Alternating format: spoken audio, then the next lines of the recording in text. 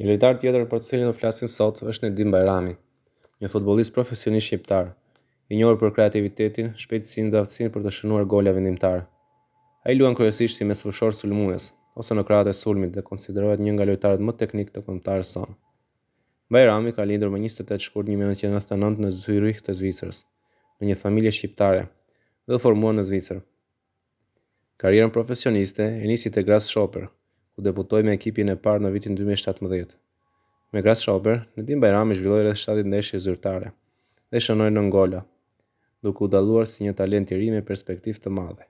Paraqitjet e tij të mira tërhoqën vëmendjen e klubeve italiane, ku një ndërto ishte edhe Empoli, ku ai bëri hapin më të madh në karrierën e tij në vitin 2020 duke u transferuar aty. Te Empoli u shndrua në një lojtar kyç të skuadrës dhe një nga liderët e mesfushës sulmuese. Gjatë kohës te Empoli, ai zhvilloi mbi 140 ndeshje zyrtare dhe shënoi rreth 25 gola. Shumë prej tyre në Serie A, duke treguar se mund të bëjë diferencën edhe ndaj ekipeve të forta.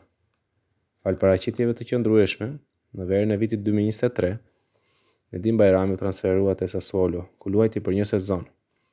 Me Sassuolo ai zhvilloi rreth 35 ndeshje dhe shënoi 5 gola, duke vazhduar të tregojë cilësitë e tij teknike në kampionatin italian. Në verën e vitit 2024, Bajrami u transferua te Rangers në Skoci, klub ku luan aktualisht edhe sot. Te Rangers ai u përfshi shpejt në formacion dhe u bë pjesë e ndeshjeve të rëndësishme në kampionat dhe në kupat europiane, duke fituar përvojë edhe jashtë Italisë.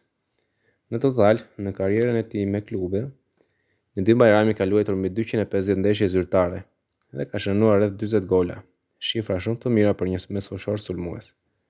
Për kombëtaren ton, Nedim Bajrami debutoi në vitin 2021, pasi zgjodhi të përfaqësonte Shqipërinë, edhe pse kishte luajtur më parë për grup moshat e Zvicrës. Deri në vitin 2025, ai ka zhvilluar rreth 40 ndeshje me kombëtarën dhe ka shënuar 6 deri në 7 gola, përfshirë gola shumë të rëndësishme në ndeshje kualifikuese dhe në Euro 2024, ku ai shënoi një nga golat më të shpejtë në historinë e kampionatit evropian.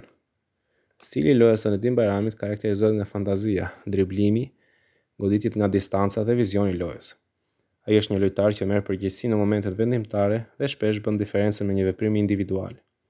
Me një karrierë të ndërtuar mes Zvicrës, Italisë dhe Skocisë, si dhe me rol të rëndësishëm në kombëtaren e Shqipërisë, Nedim Bajrami vazhdon të jetë një nga figurat kryesore të futbollit shqiptar në arenën ndërkombëtare.